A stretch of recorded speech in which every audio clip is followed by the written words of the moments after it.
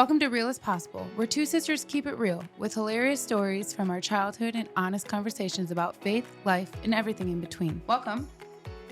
Hi, guys. Today, we're going to be speaking about rivalries. That's a hard word for me to say. Rivalries. It's easier to say with a southern accent, I feel like. Rivalries. A little bit of rivalries going on in here. We're going to talk about rivalries today. And what things we did growing up to keep us close and strong in our relationship, and then overcoming differences. But I know they're making noises. Sorry, this table. We're gonna one day get a whole new setup, but in time.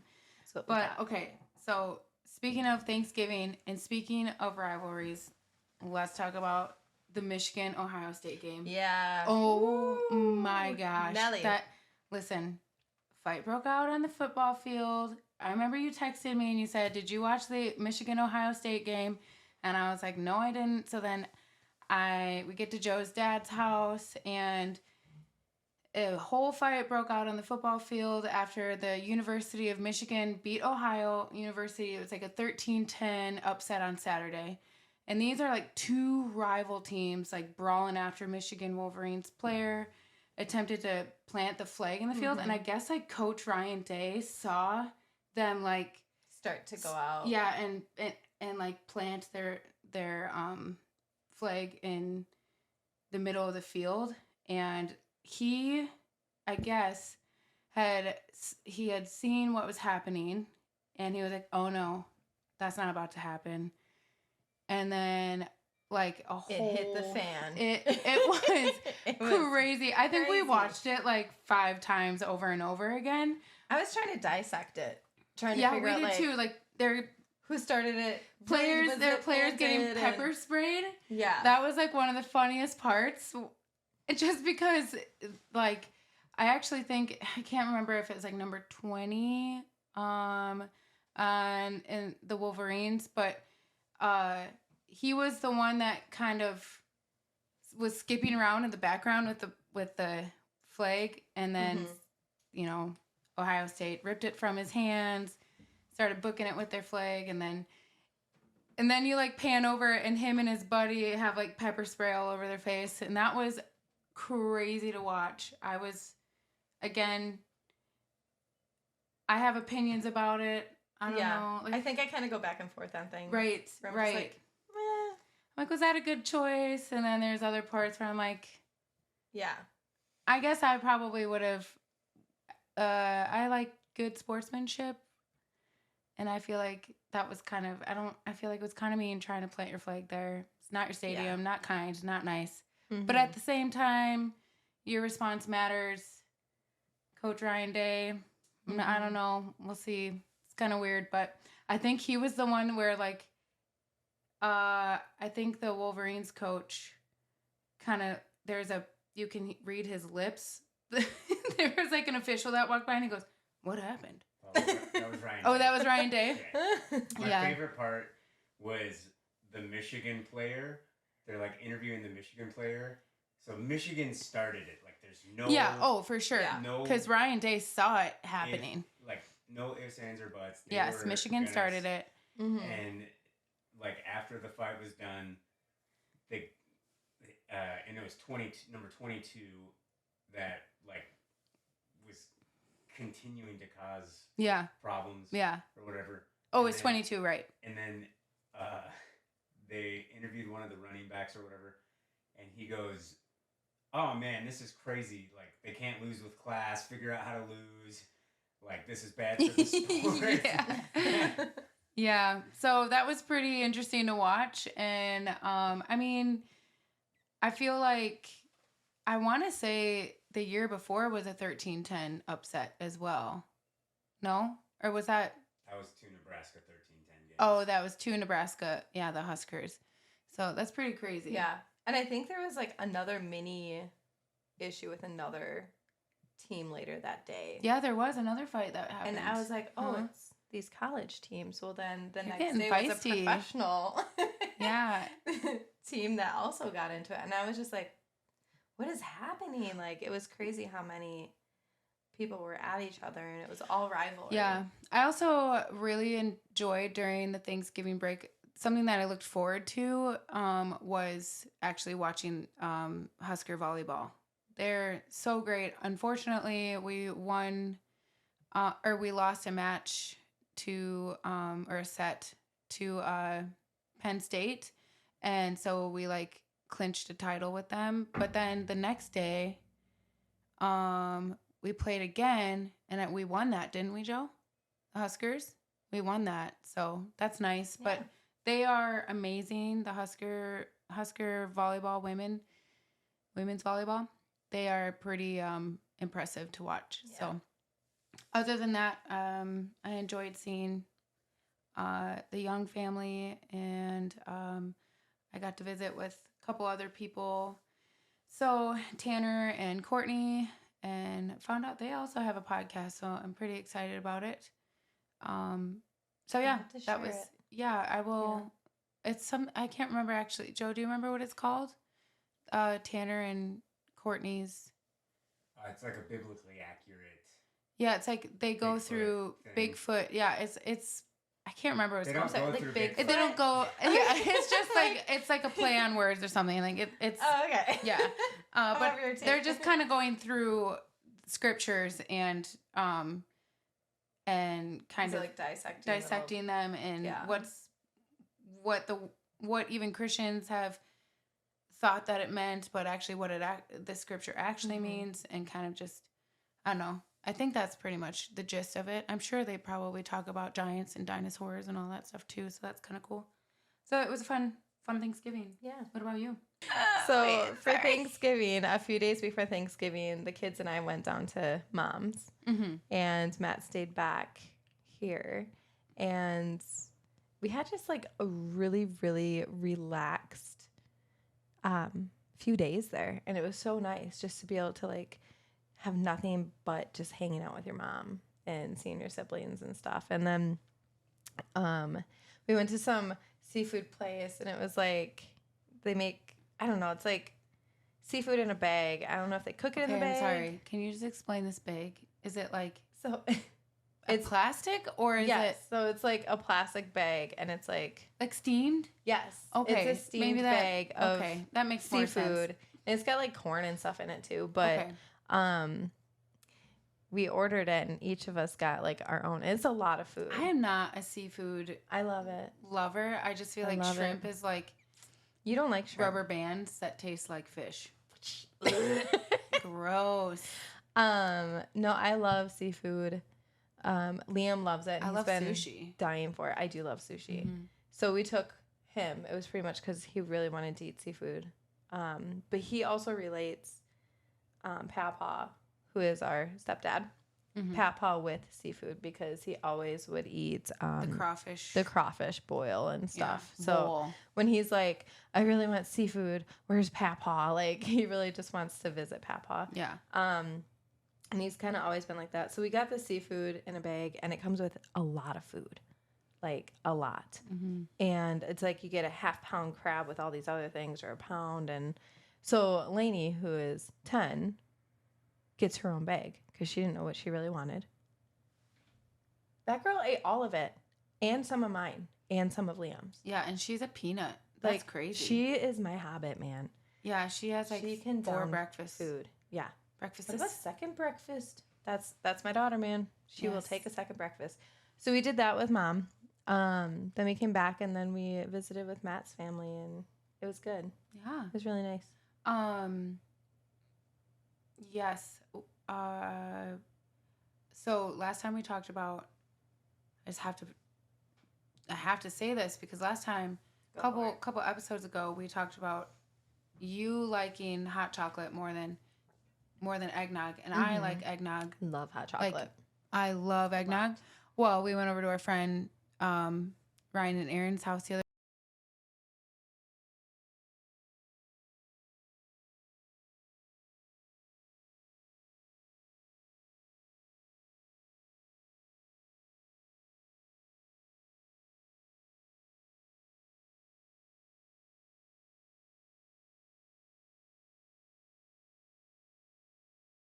It was real chocolate in a cauldron, and he was just stirring it, and it it really was delicious. Mm-hmm. So I just have to say, it is going to be very hard to beat that.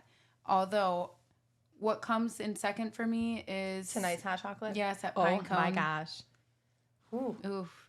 That's a contender, but I still think Ryan's is better. That was so good. Well, now I need to know this Ryan. Yeah, I think you've met him a couple times. They're pretty Probably. great. Yeah. So we're going to talk a little bit about what things we did growing up to have such a strong sister relationship, because that is true about us. Yeah. We have a very strong and always have had a very strong sister relationship.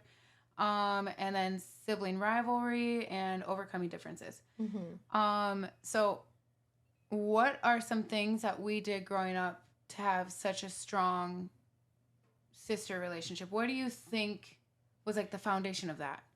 I think a lot of it was mom.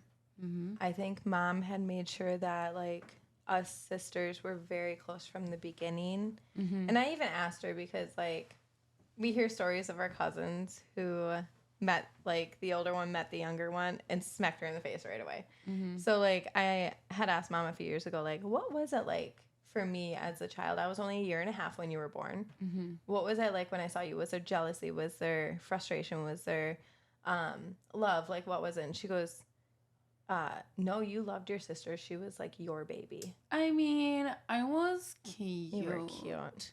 You were the blonde hair, blue eyed baby. I was.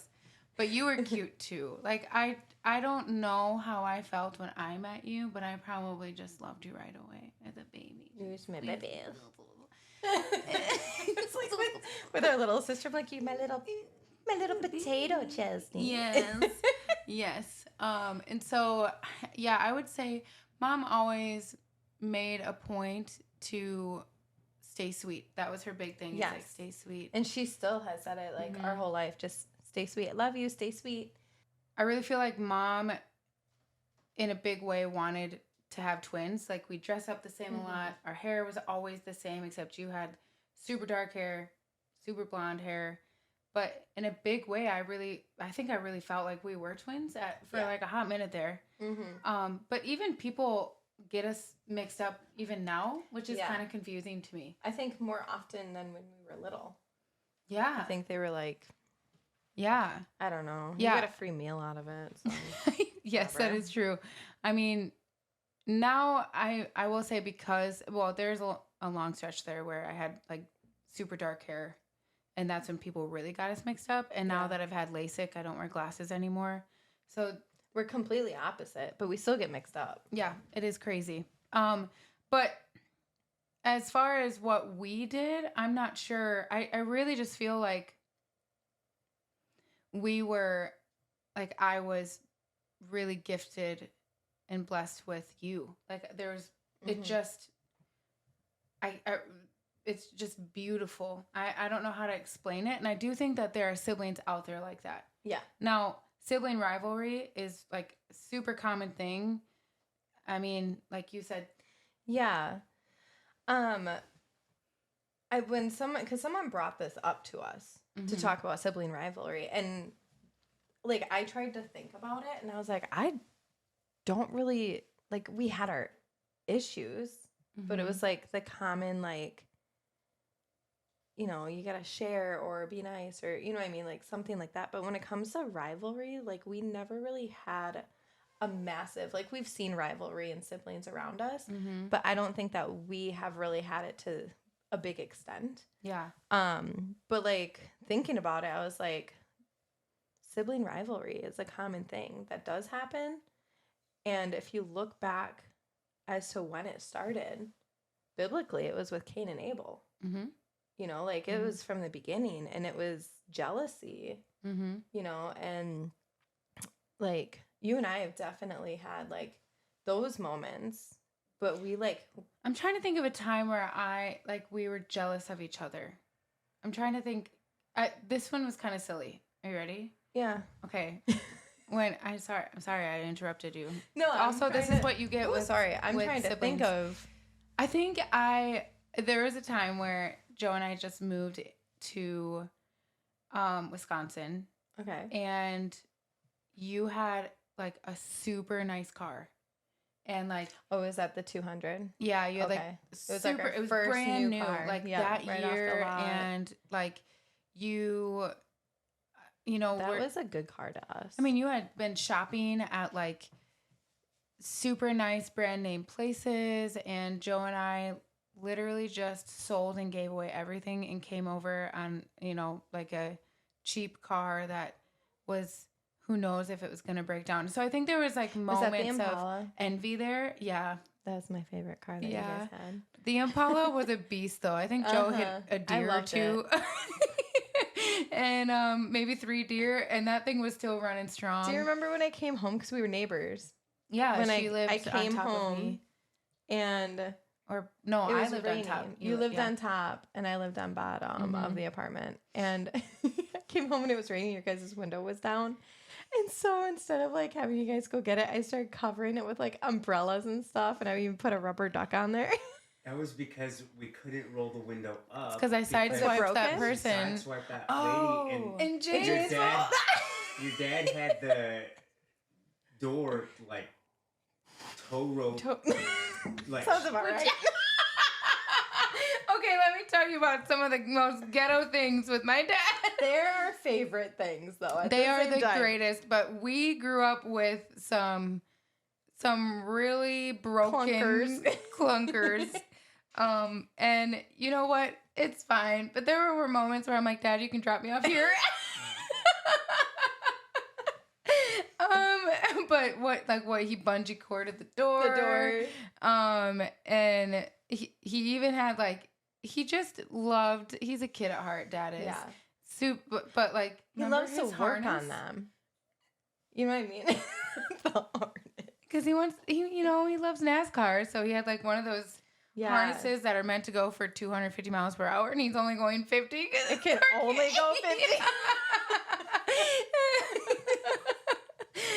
It was so fun though, and then like, but he loves those. Like they're easy to fix, and him repair. He loves to tinker and all that. Yeah, stuff. and there's no payments in that either. You know what I mean? That's true. Like, and he still loves to have one. Yeah, that's true.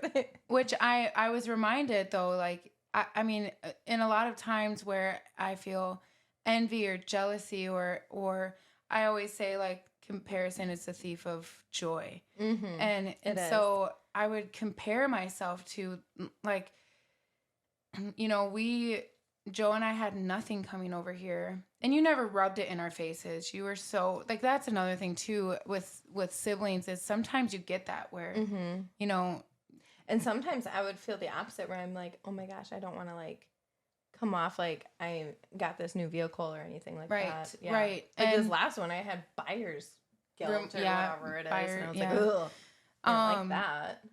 And so I think that it was like a choice to walk through one admitting that I was jealous. I really feel, and I'll be honest, there's a really good friend of mine who I remember the first time she had admitted that she was jealous, not necessarily of me. I don't think it was of me, but she was just talking to me about someone. And she had admitted that she was jealous, and I was like, oh my gosh, like I really thought that was a really pivotal moment for her, but also for me to say, I think it's okay to admit that we're jealous or that we're having a hard time because we feel like this green monster is just coming out of us. And even like, obviously if it's not towards that person, right, you can say it to like we've talked before about like your safe person, like where you feel like this is how my emotions are and everything. I just need to, you know, decompress so I can get my mind right. But like there were many times where I had a lot of jealousy with you, especially when it came to like the areas of like music and worship and stuff like that. And I had so much of that I started becoming bitter towards like even myself. And then were you bitter towards me? You can tell me. I think like it wasn't bitterness towards you, like acting wise, but I think it was more, well, no, because it was just like the jealousy part. And I was bitter towards myself because I felt like I was like nothing. Because, and here's another thing is like a lot of it was like worship. Because you and Matt had this area where it's like you guys had your thing, you were plugged in, all this stuff. And I'm just over here like, my sister and my husband have this thing in the area of worship at church, and I have nothing.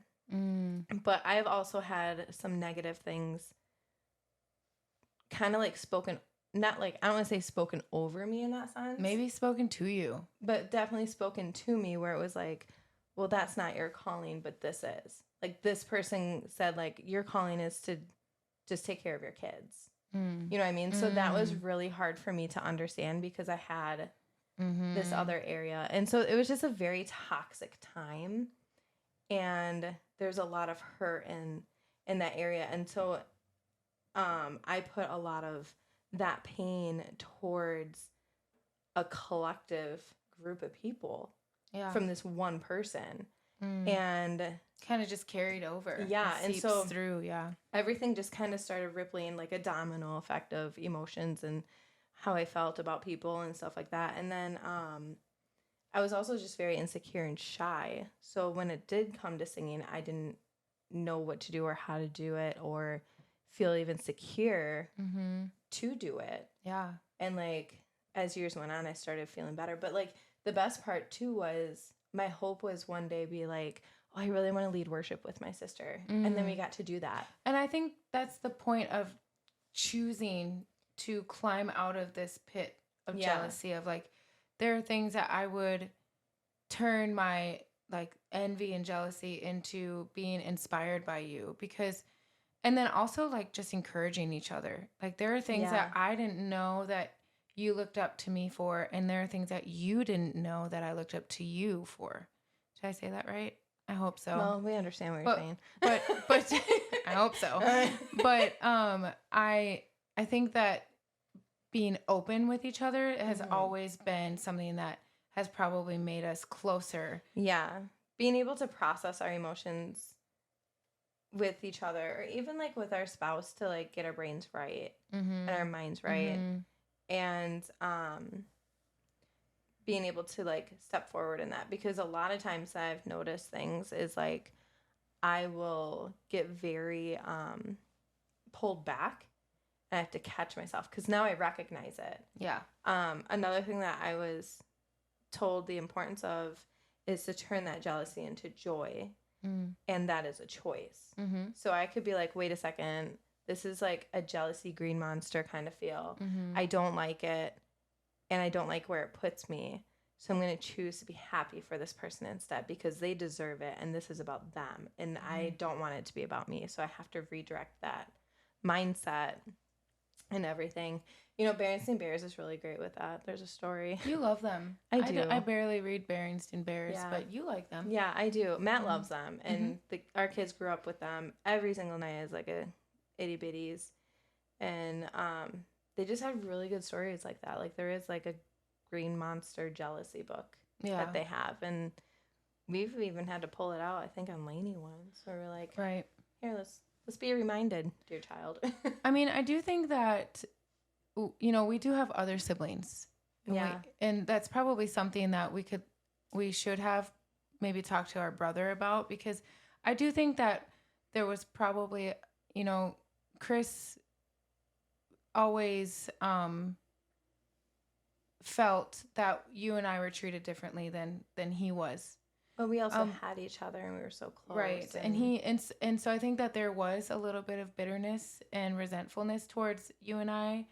Or, I mean, he always jokes that I ruined, like when I came into the world, I ruined his relationship with his best friend, which was Ashley.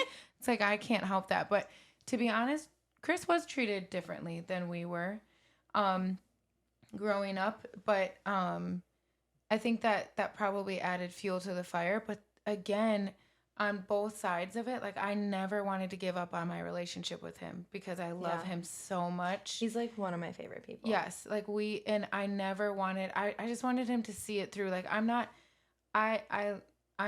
never ever wanting to, like, I just want to show you the goodness of God and his faithfulness. I've never wanted to flaunt these physical things in my life that I have. Those things we're not bringing those to heaven with us. And so they're all going to moths will eat it, rust will get to it, it will decay. And so what's more important to me is my relationship with him. Right. And with Chesney too, Chesney came when I was 19, and just figuring out how to navigate an age gap and a miles gap, because she was at least 600 miles away from us. Yeah. And now I just love her so much. Funny. She's so funny. and we could have easily been like, oh, again, I kind of come down to this point where there is this choice that we have. And for me to, if I was like, oh, forget it, I don't want anything to do with this baby, blah, blah, blah. No, it was always just like, I always just wanted her closer. Yeah. And that was something too, where it was like, okay, like Chesney and I were 20-year gap. Mm-hmm. And from the moment that girl was born, I had like this internal promise of, I'm going to keep you close. Mm-hmm. And it was like that. Even when she was like, she might have been 2, I went and lived with mom for a few months. Mm-hmm. And I think that started a big bond between her and I. And then as time went, like, and when I moved back from where she was, or where she was living, and I went back up here and was back at home, there was a massive grieving. Mm-hmm. And like, I remember calling mom. She wanted to make sure I made it home okay and everything, because I think I took a train back or something. Mm-hmm. And I just cried on the phone with her, because there were certain things that me and Chesney had that we did, and I wanted to make sure that mom still did that with her, like the way that we played and stuff like that. And I remember crying on the phone because it was just so hard for me to like not have her as close. And so yeah, with like our other siblings and stuff, there wasn't, like, you and I were the closest. We always had each other. Mm-hmm. We had our fights up and down kind of thing. We had periods of like your walk with your Christianity and everything, and then me not there yet. Mm-hmm. Like that, I think, was one of our hardest moments, because like you had your thing, your group of people, and then there was me, and I was just kind of like a rebel at that point. Yeah. And I think too, it was just kind of like, I had a year or two of built up like responsibility once our parents had separated. It was just like this mothering side of me came out, and then all of a sudden it was like things just unleashed. Yeah. And I just went into this massive like rebel feel. And then a couple years after that is when I started to like kind of just lean into the Lord, and that's when I had my turning point. And then we got really, really close again. Mm-hmm. And then you also moved to Nebraska and Texas for a while, which was one of the hardest things to be away from you. That was almost 7 years. And then when you moved back to Wisconsin, we're like, we're never doing this again. Right.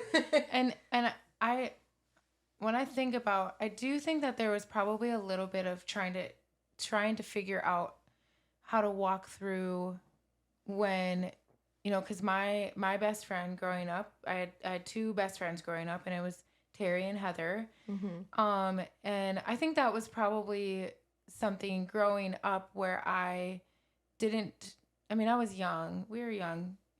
Terry and I were best friends in 6th grade, and Heather and I became best friends in 8th grade. And I do think that there was a lot of times where I chose them over you. And that was not something I knew that I was doing, but something that you were willing to talk to me about. And it is something that I'm always trying to be aware of. And I do think that we've had to try to figure out, like, because you had Angie and Lindsay too. Yeah. I think we just had such a different circle of friends. Right. That it was just kind of like you and I would meet together kind of thing. And there were times where you would come and hang out with Angie and Lindsay. Yes. And then I would go and hang out with like Terry and Heather with you and stuff like that. We did have moments like that, but we also had our separate moments too. But we always came back. Always came back together. I think probably the biggest tension that we've ever had was when we lived in the apartment. Yeah.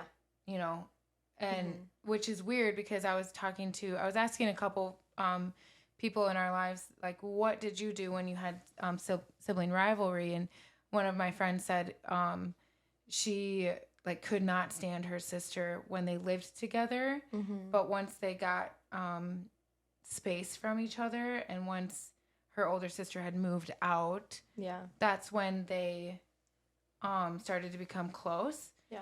And you and I, we moved out together into an apartment, and that made it very tricky and very hard. Yeah. Did you feel that? Did you remember that? I do remember that. I think we were struggling in a sense of, this is how I want things and you want things. You had your job, I had my job. Yeah, and I was really messy then. I was such a neat freak. Yeah, and then all of a sudden, like, we flipped. Now I'm just like, I can't keep up. Like, I only have 2 kids. And I'm like, everything has to be flushed to the wall, and everything has to be clean, or I can't manage any thoughts in my head. There was a flip. And I can tell you, it was when I was pregnant with Lainey. I was so tired. You know, that makes sense. Yeah. Because she's my tornado of a child. Yeah. But I think that was the hardest on our relationship, was when we lived there. Yeah. And then I think, too, a lot of that was from those reasons. You wanted to live your way. I wanted to live this way. But we had this common ground, like, where we still had to figure it out. Yeah. And we were both walking with the Lord at that time. So it wasn't like just complete rebellious or anything, especially on my part. But now it's like, it's weird because we grew up only sharing a room. Mm-hmm. We've never had our own bedrooms or anything. And then we move into this apartment, and all of a sudden we really struggled with each other. Yeah. Yeah. And then it was like, you moved to Texas right after that. Yeah. And I don't know what I was doing in my life, honestly. I don't remember. You were dating... I was still dating Matt. And then I think you moved on to Clay soon after that. Yeah, Matt and I were just talking about those apartments. I actually missed them. Yeah, those are them. Those are It was nice like a little ones. studio apartment. It was all mine. I liked Matt that didn't one. live with me. Everything was my way. I don't know that Still kind of is. I was thinking about this too, speaking of like, I'm not sure that I ever not lived with someone. Yeah, and I lived by myself. I think I lived by myself for maybe 4 months, and then Joe and I got married, and then he moved in. Yeah, I remember you getting your own place. Yeah. So, I mean, yeah. But I don't know why we got down that rabbit trail, but. Yeah, I was always with, like, someone was always hanging out with me, though. Like, yeah. I don't know. It was just nice to have, like, that own little space and stuff. But I did learn the only roommate that can tolerate me is my husband. And I love that. Yeah. And I do want to encourage people. I mean, I also talked to another friend where she was saying that, I mean, it's just historical that the siblings in her family, they become estranged. Like, it's like, or in their generation, like, someone just burns all their bridges and all that. I'm not saying that. I mean, it is so important that you do set boundaries. And if that boundary means that you do not have a relationship with them because it is toxic and it is unsafe, please set those boundaries. Yeah, boundaries are very important. It is okay. Do not let someone tell you or bully you into believing that you are an unkind person or an unforgiving person or a resentful person. If you set boundaries in your life, it is actually very, very appropriate to do that. So if this is something, go ahead. Well, I was gonna say, and I think that people, when they hear the word no, it's a negative response. You know what I mean? Like, it's just negative. Mm-hmm. But I think that people need to know that no is important, and it is okay to say. It's just okay. Yeah. Like, that is where your boundary is set. Like, I have to do it more and more. Like, that's just where it is. Because if not, it becomes such a toxic thing. And then it ends up inside you. And then that domino effect happens where it's like all these other yucky things start to fall into place. And it's hard to, like, kind of put it back. Yeah. You know? Well, and if this is something that you desire with your siblings, it just might take some work. Yeah. And that's okay. Especially if you're very different. Like, you and I are so very much the same, and we have our things that are very different at the same time. Right, which is what I want to talk about, is how do we overcome our differences? Like, I I mean, one thing I feel like we were a little bit pegged in, like, you are the artist and I am. There was those titles put on us. Yeah, like, I'm the singer, but also you do sing and I do art. Yeah, and you do art more than I do. Like, I barely do art anymore and has been like that for years. And I mean, and also just having this freedom of, like, so I am a photographer, but you can be one too. And I know that you have that desire. And so just because I stepped into that realm doesn't mean that you can't step into that realm. Right. So I think that that's something to remember, is to cheer each other on. Yeah. And to make sure that you're encouraging each other. I know I mentioned that earlier, but that's just something that's how we have overcome a lot of our differences. We've learned that it's just best to be cheerleaders. Yeah. And it's just to be okay with the difference. Right. And also that we do parent differently, but we're always asking questions. Like, how would you do that? And you're not offended if I wouldn't do it that way. Or if you are offended, it's just not something that it's like not going to cause us to sit on it. Yeah. We don't let that simmer, and we don't allow these things to get between us. Right. And it's just very important to, like, navigate that. And it's also very important to realize those things where it's like, is this worth it? Right. And it's just not. Right. And so, you know, like I said, there's a give and take. I think it can be hard when, you know, one person wants it more than the other. That can feel really, really hard. But I mean, it's hard because for us, our relationship has come so easily. But also, though, I mean, even our husbands have siblings, and our children are siblings, and we've tried to also like cultivate and bring what mom had,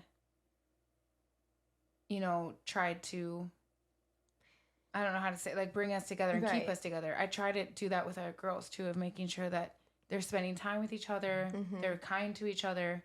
And so while it might be easy for us, it's hard for our husbands and their siblings, or it's hard for, so we do have our own kids. And, and I think age and seasons, especially in our children, like Liam and Lainey were inseparable from the moment that Lainey was born, and they were best friends. And now Liam's entering into this teenage life, and Lainey's still, like, in this, like, I still play with my toys, I still really like to do these things, and Liam's just like, I don't have interest in any of that.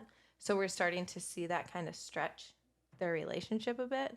And so we have to navigate different ways for them to do things together. And that's a good point that I forgot to bring up, that I'm glad you just did, is that it might look different too, because there is a male and a female. Yes. There is like a brother and a sister. That is a real thing. And but I will say that I have always loved when a brother and a sister got along.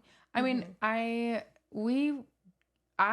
you got along with Chris a lot better than I did, but it wasn't like we were, you know, in a feud all the time.